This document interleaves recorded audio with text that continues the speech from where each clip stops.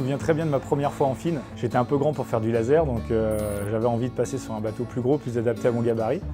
Donc j'étais super content d'essayer le bateau. Et au premier virement de bord, je me suis dit, mais en fait, il faut courir pour aller de l'autre côté. Il y a 3-4 pas à faire. Le bateau était tellement beaucoup plus grand, beaucoup plus lourd.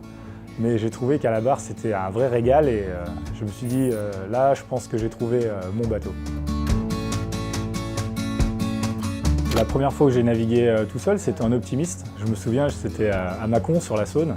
Moi, ce qui m'a vraiment plu, c'était le fait d'être dehors, de jouer avec le vent, de m'amuser avec tous mes petits camarades.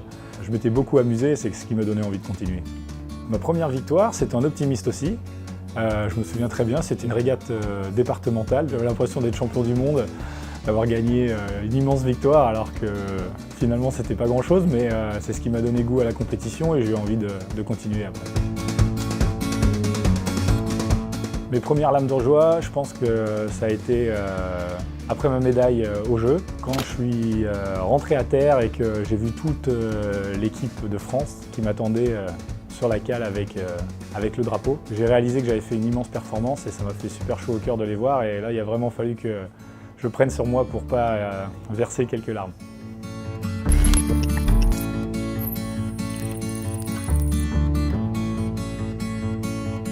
Prochaine première fois, j'aimerais bien que ça soit ma première fois champion olympique, mais je vais me battre et je vais tout faire pour essayer d'y arriver.